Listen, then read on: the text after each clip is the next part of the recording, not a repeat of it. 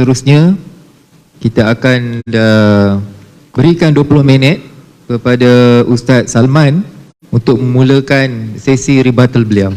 Dipersilakan. Bismillahirrahmanirrahim. Assalamualaikum warahmatullahi wabarakatuh. Saya terus kepada beberapa isu yang saya dah tulis. Yang pertama sekali berkaitan dengan tauhid yang disebutkan oleh Kiai tadi tentang uluhiyah dan rububiyah. Saya rasa ini pertumbungan utama yang mesti kita selesaikan. Kiai bertanya, apakah Nabi mengajar uluhiyah sahaja tanpa mengajar rububiyah? Kalau kamu mencari perkataan, memang tak akan jumpa istilah ini dengan maksud itu dalam ilmu mengajarkan tauhid datang kemudian. Tetapi lihatlah apa yang diajarkan oleh Nabi SAW kepada mereka. Allah ta'budu illallah. Supaya kamu tidak menyembah melainkan Allah. Jangan kamu syirikkan, ya ahlul kitab, ta'ala ila kalimatin sawa'in bainana wa bainakum. Kita tidak menyembah melainkan Allah. Nabi tanya kepada sahabat, kam rabb tu'bad yaum, berapa banyak Tuhan disembah hari ini? 7, 1 di langit, 6 di bumi. Nabi kata, siapa yang kamu harapkan? Raghbatan wa rahbah. Dia kata di langit. Nanti kau masuk Islam, kamu datang jumpa aku. Ini semua menunjukkan bahawa dia orang tak ada masalah dengan mengiktiraf kewujudan Allah Subhanahu wa taala. Jelas, kalau buang jauh sedikit sudut bahasa, memang betul Nabi SAW tidak kata ke orang, akuilah bahawa Allah tu wujud. Tak ada. Tak ada. Nak cari perkataan tak jumpa. Tetapi sebab Nabi diutuskan di tengah masyarakat yang ada orang namanya Allah, orang namanya Abdullah. Itu realiti. Sebab tu dia tak setuju bila Nabi sebut Ar-Rahmanur Rahim. Mereka tak setuju, kata kami tak tahu, kami semua tahu Bismillah. Nama tu kami tak setuju, tapi Allah sendiri kami dah setuju dan tahu Allah Tuhan. Yang datang nak kata, nak tekankan juga, bukan, Nabi datang mengajarkan mereka bahawa kenal Tuhan. Ini mukabarah, menafikan hakikat. Satu. Yang kedua, tauhid kafir. Siapa yang kata mereka ini bertauhid? Kena faham, ini dalam konteks bahasa yang kita gunakan. Bahasa yang kita gunakan, kita bukan bererti dia itu berada di atas keimanan. Bukan kita kata Abu Jahal, Abu Lahab itu beriman. Tokoh-tokoh Wahabi yang sebut begitu juga bukan dia berkata orang itu beriman. Dia cuma nak mengatakan bahawa kamu kena jaga. Kena jaga. Walaupun Abu Jahal dan Abu Lahab ini beriman bahawa Allah telah menciptakan, sekali mereka tetap sesat kerana mereka menyembah berhala. Itu poinnya, bukan mengagungkan Abu Jahal dan Abu Lahab. Mana ada Wahabi yang mengagungkan mereka? Konteks perkataan tu perlu dilihat. Yang ketiga, ini saya bimbang Kiai bila duduk lama dengan Ustaz Engku, Kiai belajar dengan Ustaz Engku kaedah untuk bermain-main pusing bahasa. Kiai kata Wahabi sendiri pun tak beriman bahawa mereka ini ada tauhid. Sebab iman pada Wahabi ada 3 perkara. Satu, ikrar. Yang kedua, nutq. Yang 3, amalan. Contohnya, iman dalam konteks ni bukan maksudnya iman yang hakiki. Itu bukan maksudnya. Bila berkata mereka beriman dengan tauhid rububiyah, artinya mereka percaya tauhid rububiyah. Jangan main bahasa, pusing bahasa. Itu maksudnya lain. Kamu pergi letak dalam konteks istilah iman yang sebenar. Mesti ada ikrar, mesti ada syahadah, mesti ada lakukan amalan. Bukan. Ini saya rasa mungkin Kiai belajar dengan Ustaz Engku. Ustaz Engku kerap buat begini. Wahabi kata bid'ah berlaku dalam masalah dunia. Habis itu maksiat bid'ah kah? Bukan. Dia kata bid'ah berlaku dalam masalah dunia, artinya maslahah duniawiyah di situ okey. Wahabi kata innallaha khalaqakum wa ta'malun. Allah menciptakan kamu dan apa kamu ciptakan. Artinya Wahabi bertawasul dengan makhluk sebab perbuatan kamu itu makhluk. Bukan. Yang dia tak bagi makhluk itu adalah makhluk qaim bi nafsihi yuqaddas. Ya, dia minta sesuatu kepada dia yang di luar kemampuan dia. Apa main bahasa pusing-pusing ambil takrif itu tampal dekat sini? 2. Yang ketiga, ayat muhkamat. Ini menarik. Kiai kata tak ada pun salaf yang katakan ayat sifat terkeluar dari muhkamat. Tuan-tuan boleh buka buku Kiai tulis. Apabila beliau menakalkan ayat-ayat sifat Allah Subhanahu wa taala mutasyabihat, tak ada satu pun pandangan salaf. Khattabi, siapa lagi? Datang kurun pertengahan di mana Hajar al-Asqalani, tak ada satu pun salaf. Salaf kata apa? Macam nak tahu salaf kata apa tentang ayat-ayat muhkamat dan mutasyabihat? Buka Jarir At-Tabari. Dibahaskan dengan panjang lebar apa maksud wa ma ya'lamu ta'wilahu illallah. Ada yang kata maksudnya bila akan berakhir umat ini. Ada yang berkata artinya perkara-perkara gaib. Ada yang berkata artinya daqaiq, ilmu yang hanya Allah tahu. Ada yang kata ilmu yang Allah dan sebahagian alim ulama tahu juga. Wa ma ya'lamu ta'wilahu illallah warasikhuna fil ilm. Ada yang berhenti kat situ. Tapi carilah Mana ulama salaf yang kata ayat-ayat ni bererti ayat sifat, tidak diketahui maksudnya, hanya Allah tahu maksudnya? Tak ada. Buka buku kiai dan cek. Awal-awal datang daripada orang 400-500 hijrah. Saya tak ada masalah. Tapi nak kata dia sama dengan salaf, dia tak sama. Salaf tak maksudkan itu begitu. Salaf faham ada maksud daripada ayat-ayat mutasyabihat. Mereka menafikan tashbih, tapi bukan menafikan ada maksud daripada ayat itu. Seterusnya, isu seterusnya berkaitan, katanya pembahagian tauhid, tak ada yang membahagikan tauhid kepada 3, masih lagi kepada permainan sama. Saya jawab sama je, bahagi 3 pun tidak, bahagi sifat 20 pun tidak. Nak tengok konten, saya minta maaf, ada perkara dalam sifat 20 yang tak sama dengan salaf. Maksud kalam dasarnya samalah, dasarnya sama. Tapi bila kamu kata di bawah kaedah mukhalafatuhu lil hawadith, di bawah kaedah tu didatangkan kaedah ma la yakhlu minal hadith fahuwal hadith. Kaedah tu dibawakan oleh Asy'ariyah. Saya setuju, saya hormat, tak ada masalah. Ma la yakhlu minal hadith fahuwal hadith. Artinya apa? Ayat ini digunakan untuk menafikan Allah kalam dalam bentuk fi'liyah. Asy'ariyah buat tak apa, tapi ini tak sama dengan salaf. Salaf semua mengisbatkan Allah buat perbuatan. Innallaha yasma'u wa yara. Laqad sami'a alladhina qala laqad sami'a alqawla allati yujadiluka fi zawjiha. Nanti di akhirat Allah akan cakap dengan orang beriman. Ini semua sifat perbuatan. Ini akidah salaf.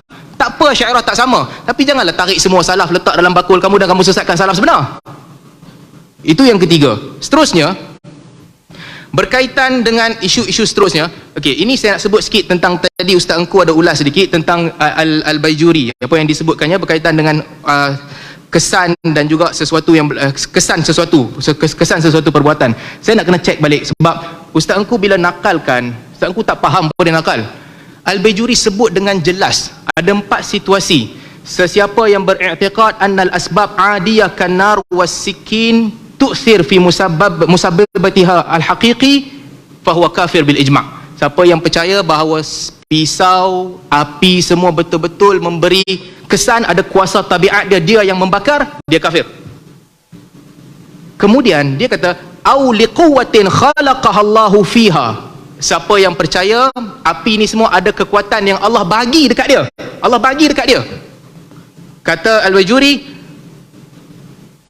fa fi kufrihi qaulan wal asah annahu laisa bikafir. Untuk mengkafirkannya ada 2 pandangan dalam Asy'ariyah. Yang sahih tak kafir tapi fasik sahaja. Maksudnya ini bukan cerita pasal taksir, ini clear cut dalam situasi satu orang percaya bahawa Allah Subhanahu Wa Taala bagi kuasa pada api untuk membakar, bagi kuasa pada ais untuk menjadi sejuk. Asy'ariyah ada 2 pandangan. Satu fasik, 2 kafir. Berapa banyak orang kita nak fasikkan dan kafirkan? Tak apa. Ini pada saya tak ada masalah.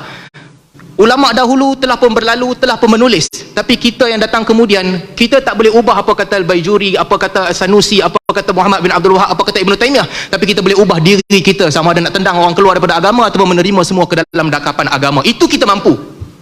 Tapi kita tak mampu mengubah orang lain selain daripada kita. Seterusnya, berkaitan dengan isu perang. Perang saya rasa jawapan pun tak ada dan baca pun tidak. Dalam isu perang ini sangat jelas bahawa peperangan jangan ikat dia dengan mana-mana kepercayaan. Semua aliran terlibat, kebanyakannya dalam politik. Kalaulah kita marah sangat dengan Muhammad Abdul Wahab, marah juga dengan Mufti Mesir Ali Jumaah yang menjustifikasikan tindakan tentera Mesir bunuh orang, tak apa, jangan marah Ali Jumaah. Yang paling patut dimarah adalah Ibnu Tumat. Pada saya, ini isu yang berlaku kepada semua mazhab. Takfir, bagi gambaran dekat kita bahawa takfir ni hanya kita Athari ataupun Wahabi sahaja kafirkan orang. Sebenarnya ada takfir di antara Asy'ariyah dan Maturidi. Mereka berperang.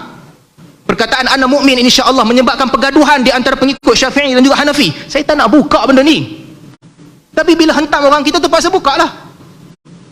Seterusnya, saya agak menarik. Ini nak ringankan sikit, ada masa sikit lagi.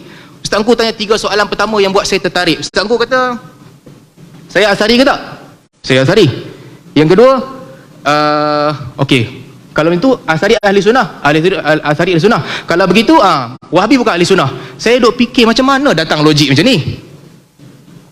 Logik ni dari mana? Dia tanya saya, kamu ahli sunnah ke tidak? Saya ahli sunnah.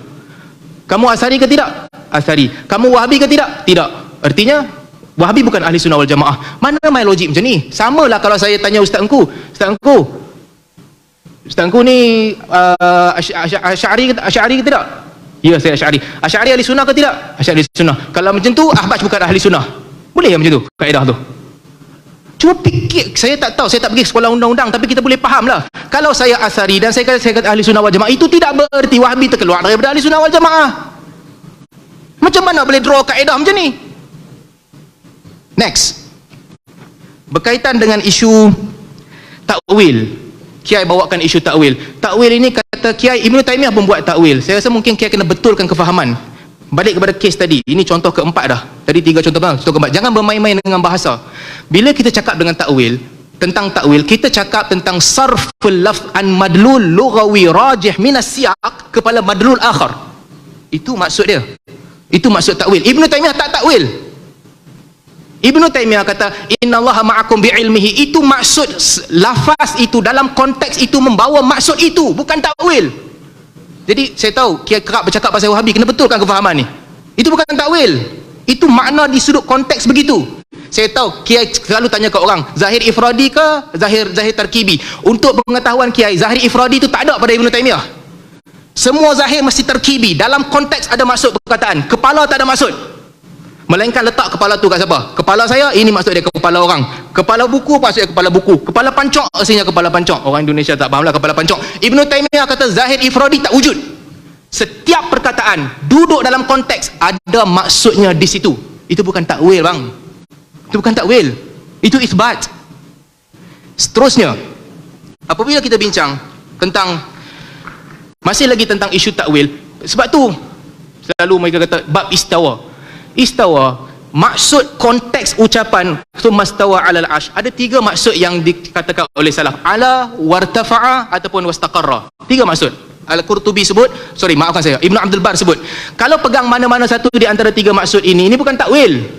Ayat itu dalam konteks itu bererti begitu, bukan takwil. Tapi kalau kata istaula, salaf semua kata istaula. Ini pandangan yang masyhur di kalangan salaf. Istaula adalah pandangan Mu'tazilah. Dalam sesi lain dia orang kata, tapi kan ada Abdullah bin Yahya bin Mubarak Al-Yazidi hidup di zaman salaf, kata itu adalah tafsiran bagi istawa. Dia bukan a'immatus salaf. Kita bukan main kutip siapa-siapa je. A'immatus salaf Al-Bukhari, Muslim, Abdullah bin Mubarak, Ahmad bin Hanbal, Asy-Syafi'i dan sebagainya, itu a'immatus salaf. Bukan pergi kutip siapa hidup zaman tu, tengok salaf buat. Macam mana ni? Seterusnya, berkaitan dengan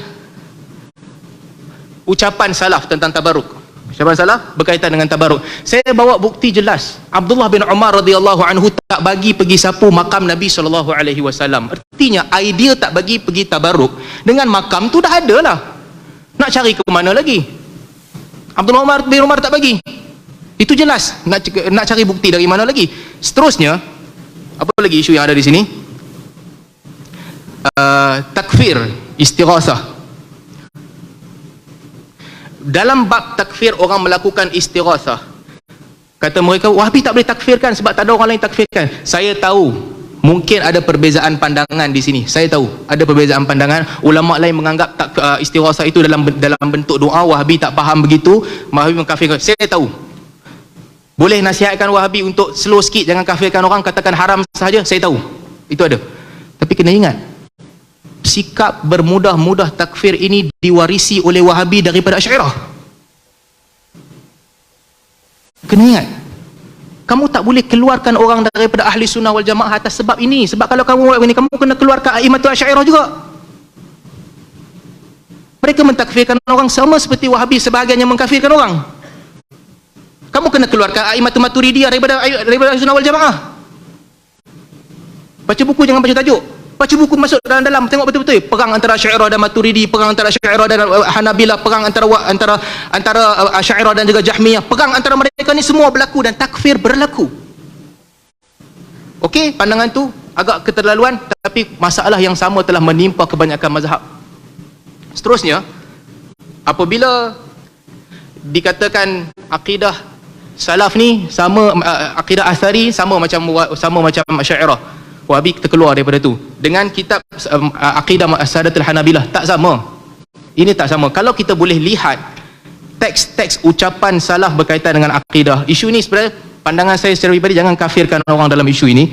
Isu ini adalah perkara yang perbezaan pandangan kita tak boleh pun nak lari daripadanya, tapi bersikap adil lah. Ada perbezaan pandangan. Antara contohnya, ini diriwayatkan daripada Al-Fadl bin Iyad. Apabila orang tanya dekat dia, orang tanya kepada, "Idza qala laka Jahmi, ana ukaffiru bi rabbi yazulu an makanihi." Aku kufur dengan Tuhan yang berpindah daripada tempatnya. Sebab apa?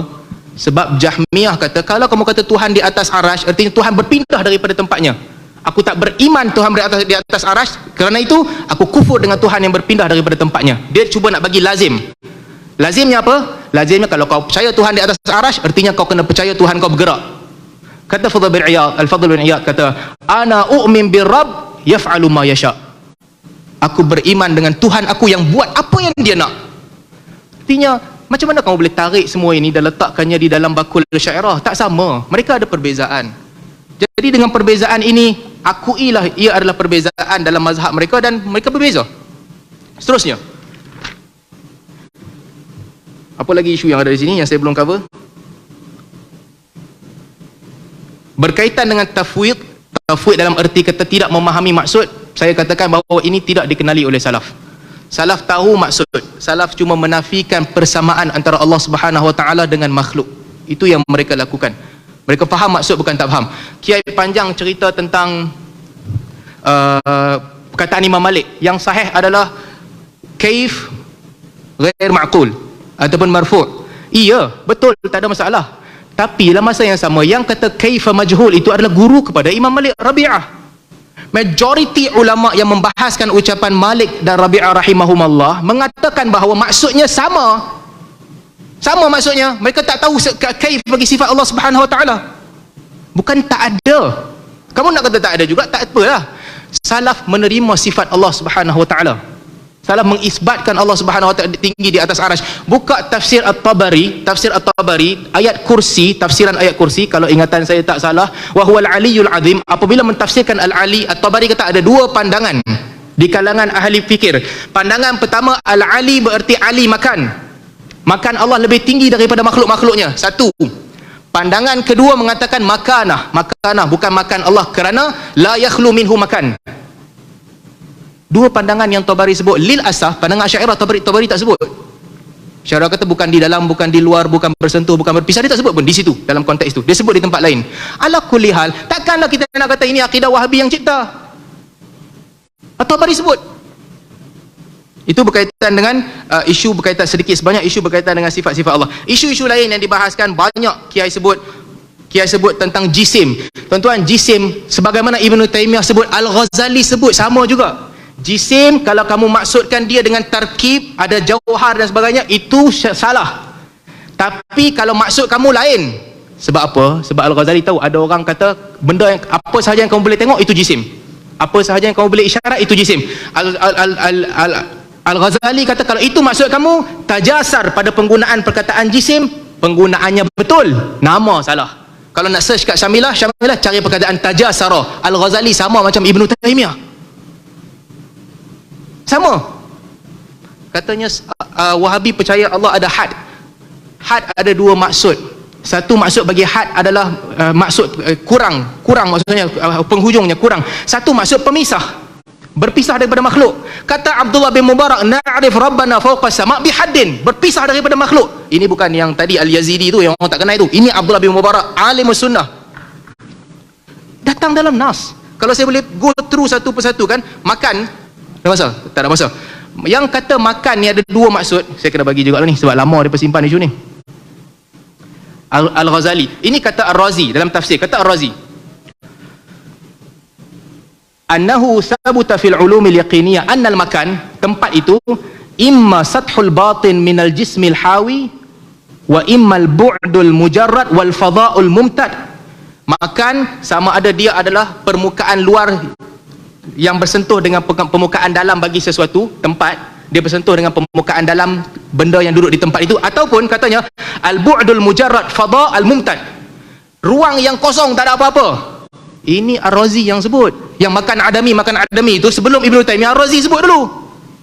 Bukan saya reka, bukan Ibn Taymiyah reka. Itu berkaitan dengan apa lagi yang disebutkan. Berkaitan dengan harakat, saya dah sebut tadi. Berkaitan dengan duduk, kita setuju mentafsirkan istawa dengan duduk tidak sahih. Kita setuju tak sahih. Tapi kena berhati-hati. Janganlah kafirkan orang. Sebab ada orang yang berpegang dengan nas-nas itu. Jangan kafirkan orang.